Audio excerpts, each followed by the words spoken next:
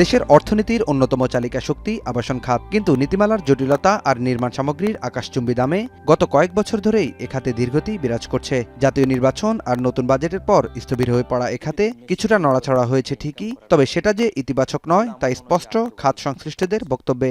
নতুন করে ট্যাক্স আরোপ পড়ছে, এ নিয়ে আমাদের সাথে এবং যারা আমাদের সম্মানিত ল্যান্ড ওনাররা আছেন তাদের সাথে নতুন করে জটিলতা সৃষ্টি হচ্ছে। মেন যেই আমাদের উপকরণ রড, সিমেন্ট, সিরামিক্স, এইসব কিন্তু মূল্য অনেক অস্বাভাবিক হারে বৃদ্ধি পেয়েছে। পরিসংখ্যান বলছে গত এক বছরে রডের দাম টন প্রতি ঠেকেছে লাখ টাকার কাছাকাছি। পাল্লা দিয়ে বেড়েছে সিমেন্ট আর ইটের দামও। শুধু রড সিমেন্টই নয়, টাইলস, কাঁচ কিংবা অ্যালুমিনিয়ামের দামও বেড়েছে 20 থেকে 25%। ফলে ডেভেলপার কোম্পানিগুলো তাদের প্রজেক্টকে ছোট করে আনছেন প্রতিনিয়তই, যার সত্যতা মিলেছে বাংলাদেশ পরিসংখ্যান ব্যুরোর সাম্প্রতিক জরিপেও।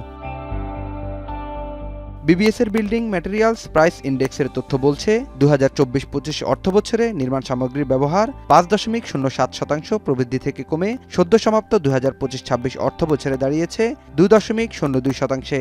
অর্থাৎ রড, বালু, সিমেন্ট সহ নির্মাণ সামগ্রীর ব্যবহার উল্লেখযোগ্যভাবে কমেছে। তবে খরচ বেড়েছে পরিবহন ও শ্রমিকের মজুরিতে।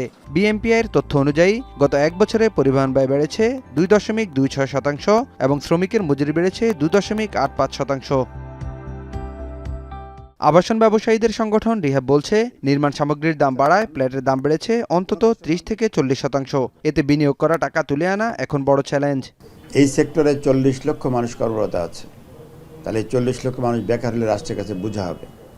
এই সেক্টর থেকে সরকার সরাসরি 50 থেকে 60,000 কোটি টাকা ট্যাক্স পায়, সেটা কিন্তু সরকার বঞ্চিত হবে।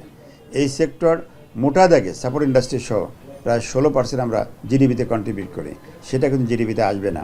রিহাবের এই শীর্ষ নেতা বলছেন, এ খাত যদি দীর্ঘমেয়াদী সংকটে পড়ে তবে তা শুধুমাত্র আবাসন খাতেই সীমাবদ্ধ থাকবে না, প্রভাব পড়বে এর সাথে যুক্ত প্রায় 250 উপখাতেও। আমার চারপাশে চলছে বিশাল কর্মযজ্ঞ। এখানে কাজ করা এসব শ্রমিকের ঘাম জড়ানো শ্রমেই তৈরি হচ্ছে মানুষের স্বপ্নের ঠিকানা। আর এই স্বপ্নের ঠিকানায় সবচেয়ে বড় বাধা হয়ে দাঁড়িয়েছে আকাশছোঁয়া নির্মাণ ব্যয়।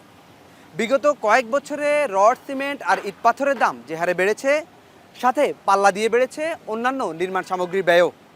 সবশেষ মরার উপর খাঁড়ার গা হয়ে দাঁড়িয়েছে জমির মালিকের সাইনিং মানির উপর বসানো 15% গেইন ট্যাক্স। মৌলিক চাহিদার এই খাতে করের বোঝা না চাপিয়ে একটি পূর্ণাঙ্গ নীতিমালার কথা বলছেন অর্থনীতিবিদরা।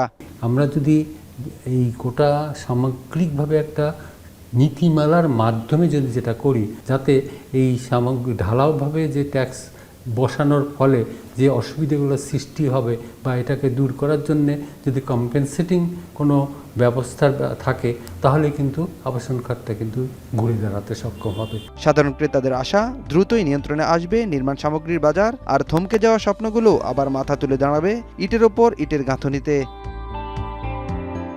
নাঈম কামাল, এখন, ঢাকা।